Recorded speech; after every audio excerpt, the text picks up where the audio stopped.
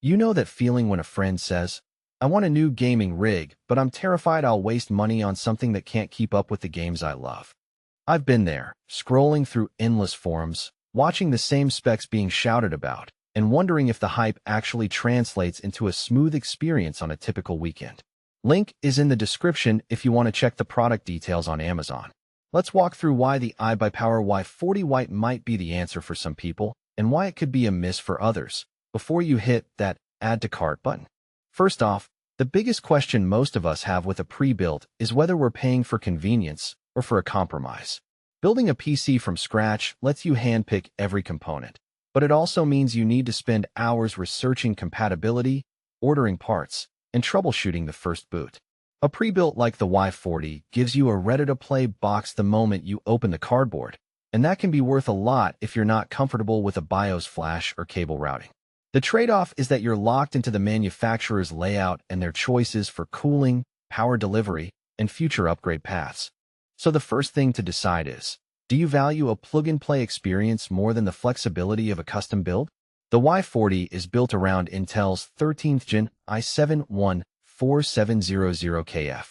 In real-world terms, that means you have 20 cores, 8 performance, 12 efficiency, and a high boost clock that stays strong in both games and CPU-intensive tasks like video rendering. I ran a few 30-minute gaming sessions on titles that are notoriously demanding on the processor: Cyberpunk 2077, Red Dead Redemption 2, and Microsoft Flight Simulator. In each case, the frame rate stayed stable above 60 frames per second at 1440p with ultra settings, and I never saw the CPU bottleneck the way I did on my older i5 system. That consistency is the kind of thing you notice when you're juggling a game, Discord voice chat, and a streaming overlay. The system doesn't hiccup when you switch tabs or launch a recording. Pair that CPU with the RTX 4070 Ti Super, and you've got a GPU that still sits near the top of NVIDIA's current lineup. The 16 GB of GDDR6 memory isn't just for bragging rights. It lets you push textures to their highest settings in most modern titles without dipping into system RAM. In a quick side-by-side test, I swapped from a 1080p monitor to a 1440p 144Hz panel, and the Y40 kept the experience buttery smooth, even in fast-paced shooters like Valorant and Apex Legends. If you're into ray tracing, the card handles the core effects in games like Control without crashing the frame rate, and DLSS 3.5 does a solid job of filling in the gaps.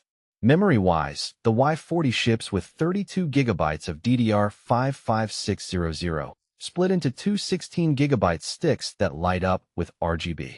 That's more than enough for today's multitasking needs. I opened a dozen tabs, ran Photoshop, and had a game running in the background, and the system never spilled over into the swap file. The speed of DDR5 at 5600 MHz also helps reduce load times, especially when you couple it with the 2 TB NVMe SSD. Speaking of storage, a 2 TB drive is a sweet spot for a gamer who likes to keep a large library of AAA titles plus some video projects. I installed Windows 11 Home, my game library, and a few editing suites, and the boot time was under 10 seconds. Loading a fresh map in Fortnite took about a second, which is a noticeable upgrade over older SATA drives. Now, let's talk about who will actually benefit from this package. If you're a competitive gamer who wants high frame rates at 1080p or 1440p, the Y40 gives you the headroom to push 200 frames per second in titles that are less graphically intense, like CS, Go, or Overwatch 2. For streamers, the i7's extra cores mean you can encode a 1080p or 1440p stream while still gaming at high settings, and the RTX card's built-in VENC encoder makes that process painless. Content creators who edit 4K footage will appreciate the DDR5 bandwidth and the SSD's quick write speeds, especially when you're moving large video files around. In short, if your daily workflow includes a mix of gaming, streaming, and a bit of creative work, this machine is sized just right. On the flip side, there are scenarios where the Y40 might be overkill or just not the best fit. If you're primarily gaming at 1080p with a modest 60Hz monitor, you'll never tap the full potential of the RTX 4070 Ti Super, and you could probably get away with a less expensive GPU and still enjoy smooth gameplay.